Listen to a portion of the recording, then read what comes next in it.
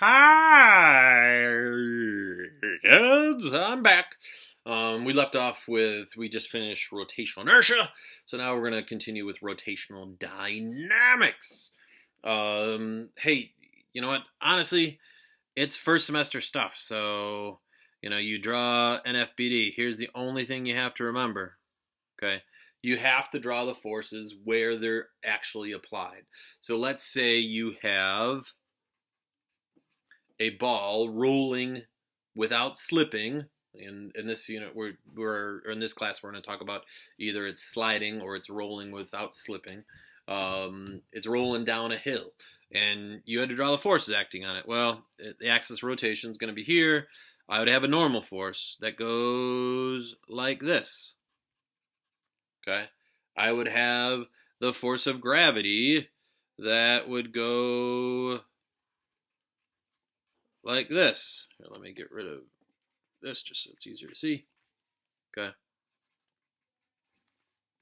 Okay. I would have a force of friction that is applied down here going that way. Okay. Then I always recommend, hey, you know what? Do what you're good at. Write your 2F net equations. So your F net parallel, well, if I break this into its components, it's going to be this guy. It would be FG parallel minus FF equals MA. Write your perpendicular equation. Fn minus Fg perpendicular equals 0. This minus this. And then if that's enough to solve the problem, great. Chances are it won't be. So then you would have to write your torque equation. And then this is where, hey, look, it's rotating around here. The normal force does not exert a torque. Why? Because it's along the axis of rotation. There's nothing perpendicular to it. The force of gravity does not exert a torque. Why? Because there's no lever arm, but the force of friction does exert a torque. And so that would be force of friction times the lever arm, which is we'll call R, and then that equals I alpha. So actually I should probably mention this. Just like in first semester we had F net equals MA, and the College Board wrote it this way because A depends on the net force and M. Well, in this unit, you're going to have the rotational equivalent to that, which is going to be alpha equals net torque over I. And again, this is how the College Board writes it. Most of the time, I'm going to write it as like the F net equals MA. It's net torque equals I alpha. Okay. But again, College Board writes it this way to tell you, hey, this depends on this. Okay. But a lot of times then you could solve for stuff. Maybe you would have to go back and use where, we had before that alpha equals A over R. Maybe you have to use that. Maybe for here you would plug in, whatever that variable is, mr squared, and then chances are they would tell you what that is. Couple other reminders. Remember, this is static friction. Okay, because even though it looks like it's moving, the thing is moving. With respect to the ground, that piece is not actually moving. If you remember this picture, so like, hey, this thing is rolling along at a speed of v. Well, that means this is also going along at a speed of v. But if it's rolling, then that means this piece is moving this way with a speed of v, which means with respect to the ground, that right there is not actually moving, where this is moving 2v and this is moving v. So if that's not actually moving, it is static friction. Okay? So rotational dynamics, just be careful. Sometimes we had problems that were like this, where we had, first semester we did Atwood problems, but if this mass is important, meaning this mass is not zero, and this thing actually doesn't slide, that moves without slipping here, then if I was to look at these different things, if I call this mass 1 and mass 2 and tension 2, tension 1, well, if mass 2 is greater than mass 1, then you have to be accelerating that way, the clockwise direction, which means that T2 has to be greater than T1. So this just goes back to this whole thing. You can't memorize things. Yes, first semester, these two forces were the same, but that was because our pulley essentially was massless and we didn't have to worry about it. Well, now if you do have to worry about it, you would have to actually draw 3 FBDs. And you'd have to make sure all 3 FBDs go together. So, hey, if this is accelerating down, this has to accelerate up, and then this would have to accelerate in the clockwise direction. Okay? So just please keep that in mind. Be careful with that. Don't memorize stuff. Do your time and solve for it. Okay? All right, that was rotational dynamics. Then we did rotational energy. Okay? The only new thing, first semester, that was your kinetic energy. And that, yes, that is on your formula sheet. Well, if you're going to do rotational, okay, it's 1/2. And then what's the rotational equivalent to M? That's I. What's the rotational equivalent to V? It's omega. And yes, this formula is on your formula sheet. So now, if something is rotating, it has energy. It has rotational kinetic energy. And that's how you find it.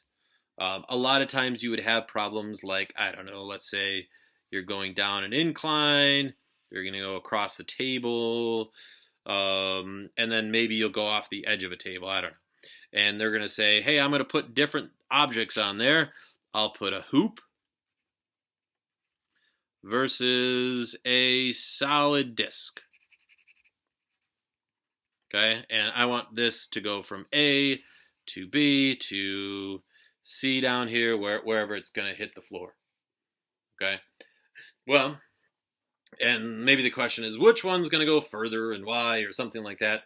Well, what do? You draw your picture, and then you label your points, and then you try to make an equation from your picture. So in this case, you would say, all right, well, at A, assuming we are starting from rest, okay, let's say I want to just go from A to, I don't know, let's say I want to go to A to B first, and then we'll talk about A to C, or B to C. So if I want to go from A to B, well, at this point, if I draw my thing here, well, it's rotating and it is translating. So if I was to write my equation over here, I would just have potential energy. Here, I would have the kinetic from it translating, moving along, plus the kinetic of the rotational. Now, there has to be friction. Because remember, what causes something to rotate is friction. But remember also when we talked about before where it's static friction, static means not moving with respect to the surface. If it's not moving, that means there's no heat. Because if it's not moving, there's no work done. Which means that there's so there really isn't any outside work done. As long as our system, in this case, would be the Earth and the, what do we want? Earth, ball, or disc, whatever, object. And then, if we were to do the surface, so that nothing's in Earth. So, but that's what we would have. So there would be our system. And then you could solve for stuff. Now here's where the hoop, okay, has a bigger eye. Well, where does that come into effect? That would be here. So that means if it's the hoop, this is bigger. Well, if this is bigger, that has to be smaller in order to keep that the same. Which means if you have the hoop, if this is bigger and this is smaller, the hoop is going slower right here, which means the hoop is going to not go as far when it hits here. And then you could solve for stuff. Now, if you were going to go from B to C, let's just make sure we're okay. Okay. Now let's say for here to here, I called that 0.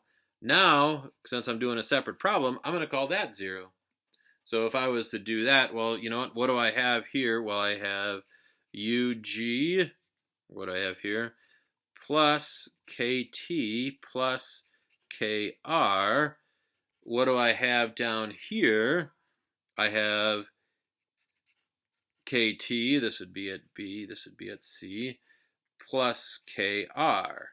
Now, hopefully it makes sense that this KR and this KR would have to be the same. Why? Because there's nothing doing a torque on it, so it's not gonna, it's not gonna start rolling any faster. Where here you had friction causing it to roll faster. So those would be the same. So it would be like, hey, you could solve for how fast it's going at that point. So energy important. This is not the only type of energy problem. There's lots of other energy questions, but you do it always the same thing. Draw your picture, use your picture to write your equation, and then you solve for stuff. All right. Last thing in this unit was rotational or angular momentum. Okay. Remember where linear was P equals mv. Well, angular is L for angular momentum equals the rotational equivalent to m is I, the rotational equivalent to v is omega. And it is a vector. For this class, you can just say clockwise or counterclockwise. And then also, if you remember from first semesters, we had this change in P equals F delta T. Well, there would be the angular equivalent to that would be this. Okay. And yes, this equation's on your equation sheet. That equation is on your equation sheet. Okay. So just like first semester where, if you had an equation that was torque and time, the area here would be equal to your angular impulse. Okay. All right. Otherwise, just like first semester, if you have a collision, you want to deal with rotational momentum. What type of collisions could you have? Well, maybe you're going to have a collision that looks like this. So let's say you have a merry-go-round, and there's a boy running along this way, and the boy is going to jump on the merry-go-round so that afterwards the boy and the merry-go-round are spinning. Okay? So you draw your picture, and then you write your equation. So in this case, well, the merry-go-round does not have angular momentum. The boy does have angular momentum. And you might think, well, geez, how could that have angular momentum? Well, we'll talk about that. So this would be for the boy. This would be for the boy. I'll actually call this 1. And then afterwards, you would have this for the merry-go-round plus I for the boy, and then times what my new thing is. But this is where, assuming the boy is small with respect to the merry-go-round, you can treat him like a point mass. So you would say mr squared for him, and then this would be equal to v over this. Of course, you guys are doing your steps where you draw in your circle and figuring it out. And then you could see, hey, look, that would go away. And then you could solve for stuff. Okay. Otherwise, this also relates to ice skaters. If I have, this and I'm rotating slow, and then I bring my arms in, and you rotate much faster. Why does that happen? Well, here you have a big I and a small omega. Here you have a small I and a big omega. Why? Because the angular momentum has to be conserved. All right, that is it. Bye, kids.